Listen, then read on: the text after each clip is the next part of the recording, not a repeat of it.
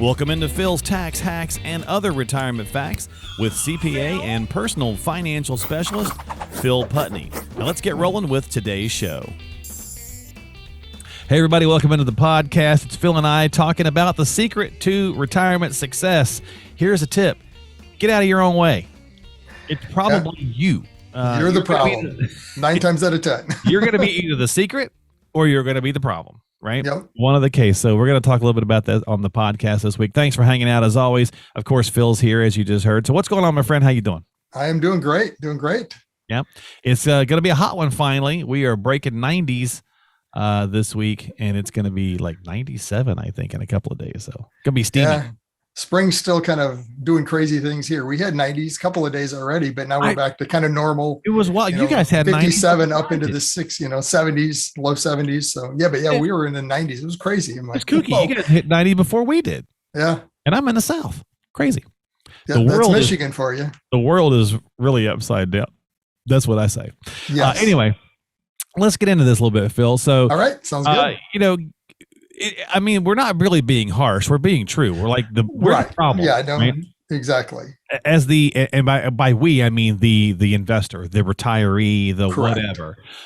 Because there's plenty, obviously, of external factors that can negatively impact our chances.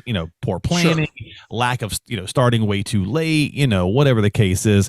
But a lot of times we get to a point and then we start self-sabotaging. Not intentionally, obviously, but just because we just don't know any better. And we got to start with it's human nature. It's human nature. I mean, yes, we've talked about this a million times, but it couldn't be more appropriate right now because of the volatility of the markets. NASDAQ's down what, Phil? At the time we're doing this about 25%. Yep. I think the S&P's down or close to 20. I think it's not quite yet. It hit 19 and it's kind of back up to, I think, low recently 16, although today's up again today. Up again a little bit. Yeah. But anyway, we're in obviously super volatile times, and we may be looking at our first prolonged downturn in 15, 14, 13 years, something like that. Right. So people are very nervous, and that's when the fear and greed monster kicks in. Yep. That's when we really become our own worst enemy because we do something dumb. Yes. Because we don't know how, like as humans, we feel like if we don't do something, we're doing something wrong. And that's the funny thing is it's sometimes doing nothing is the right thing. It's the right thing. It doesn't feel right, but it's so sometimes hard. the right thing to do. Yeah. But yeah, the emotional side of investing is kicking in big time now with panic. Are we in the next downturn? Did it start already? And we talked about this before. Are we in a bear market? I don't know. Wait, I mean, it's we kind of broke the definition of a bear market already. The NASDAQ for sure, the S&P touched it. Yeah. It almost hit the 20% marker. No, it's a couple of quarters if they want to kind of put it into it, right? Or with something technically like with the markets, it's just hitting it. Oh, is it? Okay. Yeah. To me though, I mean, it's got to be more than a week or a day. Yeah.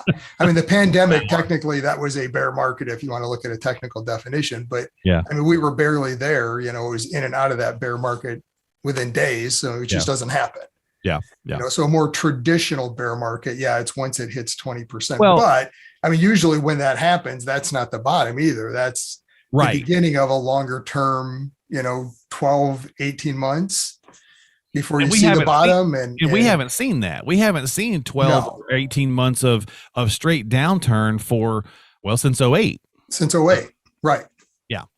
So it's easy. And it's easy to let that fear monster creep in because we're like, I mean, we've been saying it on this show, just about every advisor, just about everybody. Everyone's look, we're way overdue for some sort of, and it's not necessarily like all these outside elements, the Ukraine thing and the inflation and the gas price, all these things are certainly contributing to it. Absolutely. There's all these things, things that are rolling in there, but also just in general, the market is way overdue for a price correction. And that's a natural, normal thing. Yes. It's that's what markets do. It's that reversion to the mean, we call it, right? I mean, you think of that rubber band, you're stretching it. Well, we've stretched it way out there. It has to come back to, below that mean, unfortunately. Yeah. And I've joked with clients, prospects all along. I said, look, anytime a market's performing above its average, get ready to give it back. Because at some point you're going to give that above average return back. It's the nature of it. Negative returns because markets always revert back to their mean, their average type return over time. Yeah. And we've been riding way above that average for a lot of time and a lot of years. So, and I think that's where the value, I feel like, of working with a professional. And it's in these times. I was just talking with somebody, right, Phil, and it's, the younger generation, people in their 20s or even in their early 30s, if they've been investing at all, they've known nothing but good for the last 13 years. And there's professionals, not saying that they're doing a bad job, but there's guys or gals that started a practice 10 years ago, and they're like, they've never seen it. Yeah. They've never seen a prolonged downturn either. So it's finding the right person to help you. It's that voice of reason when the fear monster shows up, or even when the greed monster shows up. Right. I mean, the greed has been one of the kind of the flip side of that, is looking at it all these years up until now. It's like, oh, look at that. I should have been up 20%. Look what the markets have done. And it's okay, come on.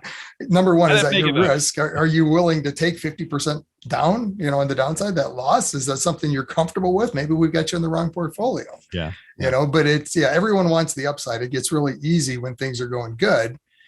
But now that we're starting to experience that volatility, possibly the next correction, a correction for sure. Right now, we're in the middle of that. Yeah. Whether that's actually a bear market, again, we've talked before, we won't know until we hit that marker months down the road, and they can point back and say, okay, yeah, it's a bear market, and it started in November, or December, whatever that peak was for whatever indice you want to look at. So, well, that's the first one. So fear and greed, obviously. Get out of your way with that by working with a pro. Maybe number two here, taxes. So you look at it and you make a bad investment choice, or you just get yourself into something because you think it's the beneficial from a tax standpoint. Right. And obviously the tax codes have changed with the current thing that we're under as far as itemization and so on and so forth. But can you maybe elaborate on what like a bad investment from a tax standpoint might be? Like someone's looking at it, they're trying to let the tax tail wag the dog, so to speak. Exactly. I was going to say, you can't let that tax tail wag the dogs. I mean, it comes down to, and I as a CPA, I mean, this is the discussion I'd have with business owners all the time. How do I save taxes? It's like, well, okay, well, you can spend money, deductible expenses, that'll save taxes. But I said, remember, just step back and think about this for a minute. If you're spending money, that money's gone, right? Right. And it might help you save 20, 30%, depending on what your bracket is in taxes. So you save 20 or 30% in taxes, but the money is gone. So the other 70 to 80% is gone. It's still gone. Now, if it's something you needed, then that's a whole other discussion. Absolutely. Maybe accelerate, bring that forward, but don't do it just to get the tax benefit, because at the end of the day, you still lose net of taxes, whatever that is. So I used to work for a guy. That was his philosophy. Actually, his philosophy was spend everything that came in.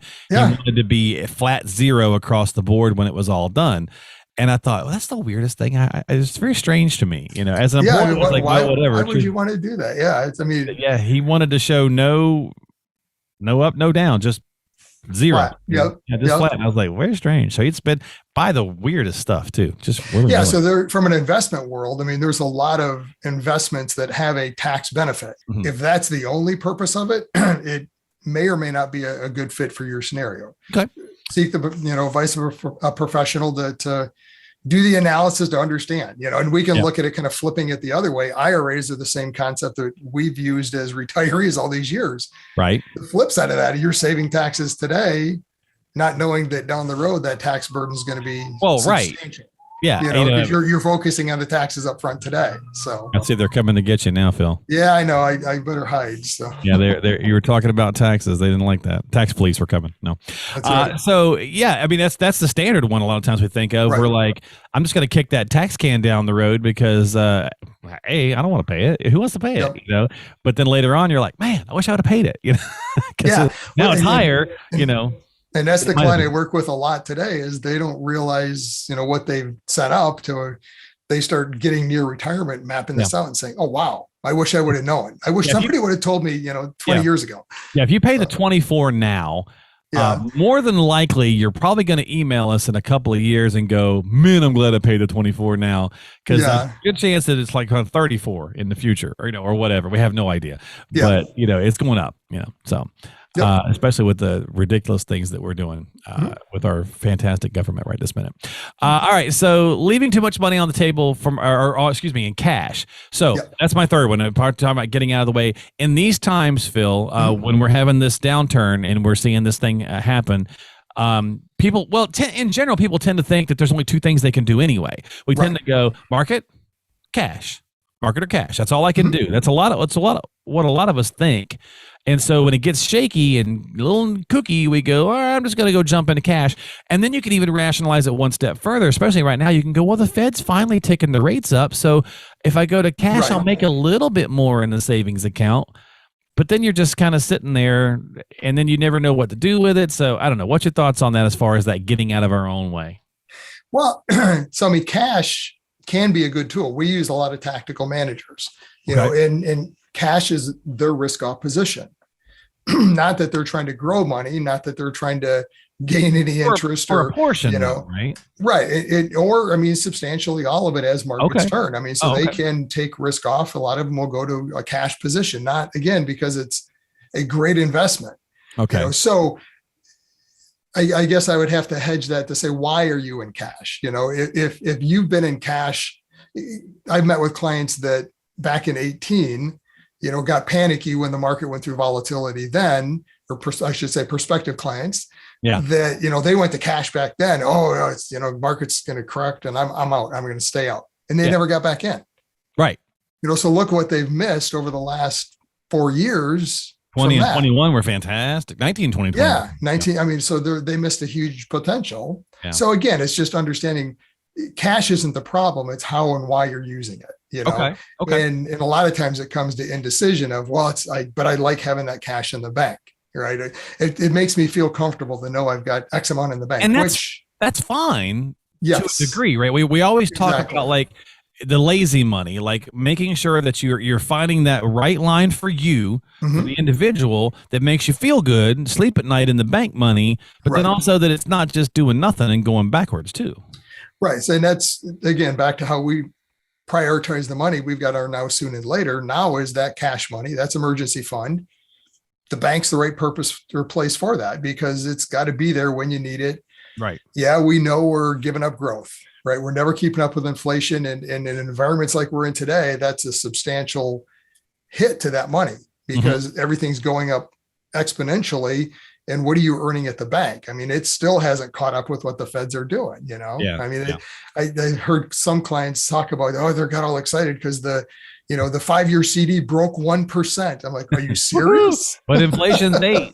Yeah, inflation's 8. So, I mean, come on, you know, but that's the reality with that kind of money. It's not intended for keeping up with inflation or anything. And it really never has been, hasn't it, Phil? I think that's a little misnomer for people is that we think, especially if you're a little older, you're like, I remember back in the late 70s and early 80s when I had a CD for 12%.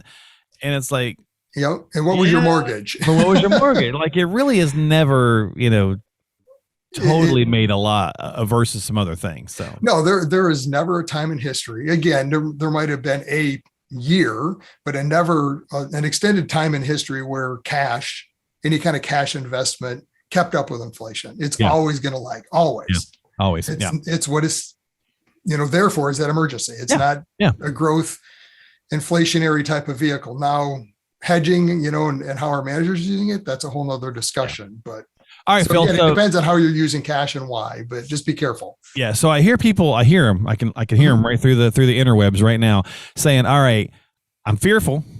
Yep. Greedy. I'm making bad choices on my tax decisions. I'm going to cash and I shouldn't do that. I hear these there.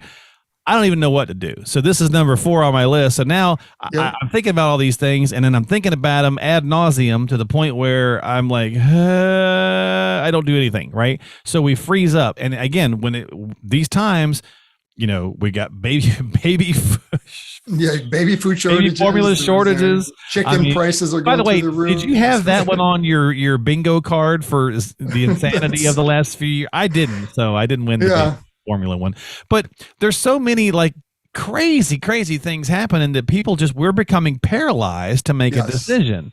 And I get it, but that's we're getting in our own way. Yeah. And I mean, that a lot of times is what will happen if you're decisions are reactionary, right? Because there's all these And things most of us coming at you. are.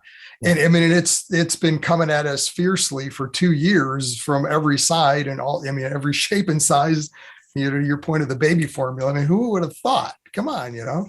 Yeah. But I mean, it's it's just the new crazy. toilet paper problem, right? That's right. Yeah. So, and unfortunately, indecision is a decision. I mean, at the end of the day, you're making a decision. Your decision is to do nothing. Yeah. You know, which we kind of talked about that before. Sometimes doing nothing is right, but doing nothing because you're paralyzed is not the right decision. Right. That to me, somebody in that scenario tells me they don't have a plan. They've never run the math out and have a plan to understand, okay, long-term, here's our goal. This is how it works, knowing that risk, this, and, you know, inflation is going to happen. Volatility in markets are going to happen. It's just naturally what happens in economies and markets. Well, and that decision you have to comes plan from for that long term. So yeah, it comes from the uninformed. Yes. And not from the standpoint of we're all smart. We can all go on the internet and find some different education, but that's usually what paralyzes us too. It's the uninformed in a way of how does it truly affect me? I'm so scared to find out that I don't do anything. Yes. Versus, you know, sitting down in front of across from somebody like you. And I get that can be intimidating for some people too. It's like they view it almost like going to the dentist or something, you know, like, sorry, Phil, sorry to put you in that same category. Yeah. Put me in with the dentist. Sure. But it's kind of true in a lot of ways because we're all almost completely convinced or terrified that you're going to tell us bad news. And I just don't want to hear that. Yep. And I mean, that's the reality of it. Sometimes it is bad news. And, but I would ask you this, then if it's bad news, would you rather find out today when you have time to do something about it? Yeah. You know, or would you rather kind of live in the box for the next 10 years, thinking everything's fine and dandy. And at the end of 10 years, realize, wait a minute, I've got another 15, 20 years of retirement and I'm out of money.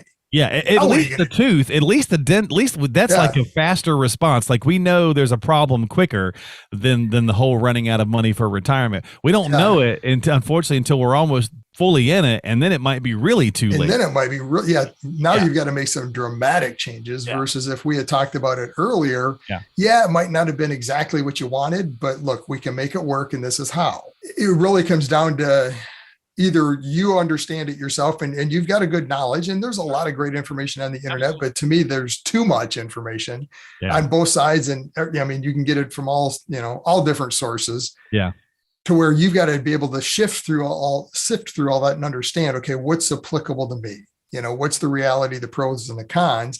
And that's really where the advisor comes in is, look, this is our business. I help clients retire every day. That's what we do.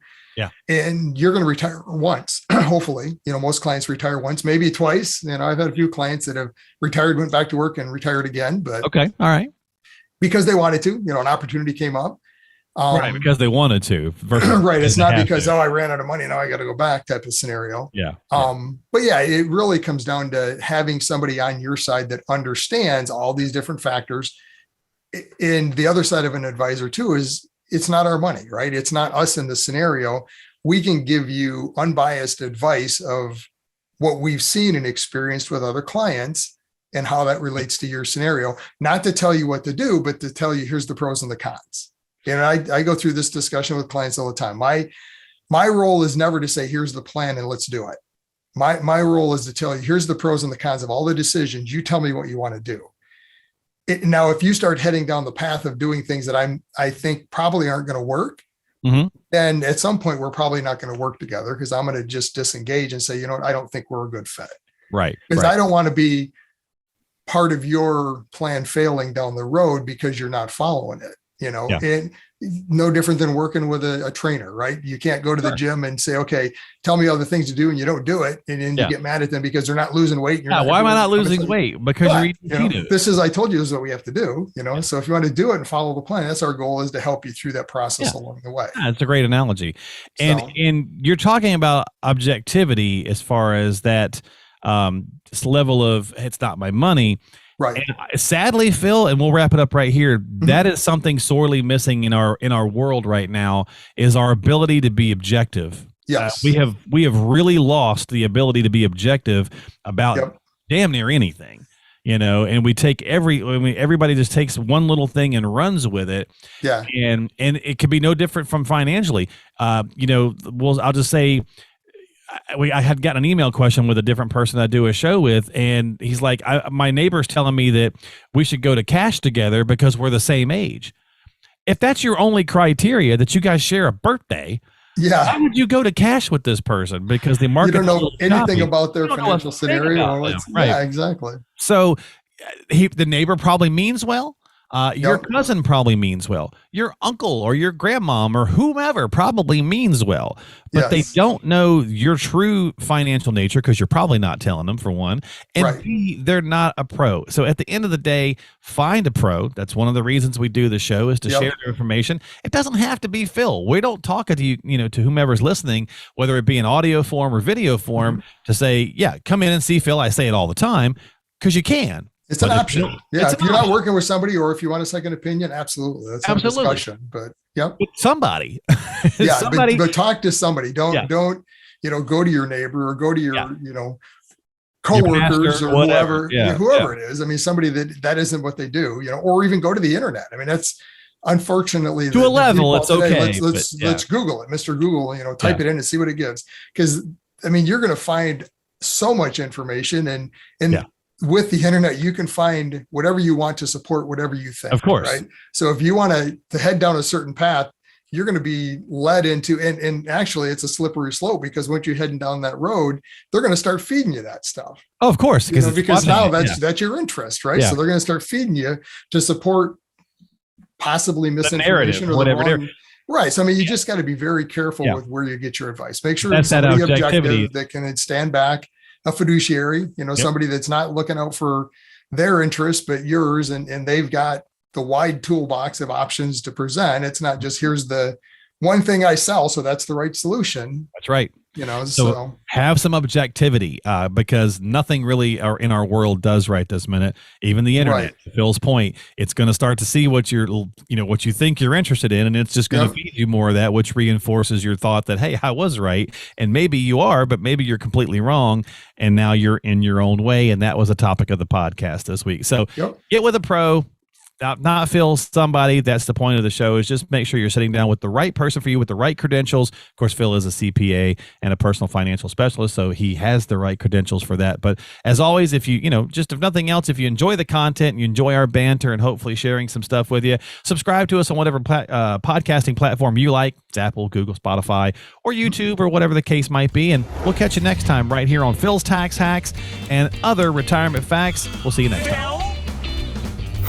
Investment advisory services offered through AFS Wealth Management. The content of this program is provided for informational purposes only and is not a solicitation or recommendation of any investment strategy. Investments and/or investment strategies involve risk, including the possible loss of principal. There is no assurance that any investment strategy will achieve its objectives.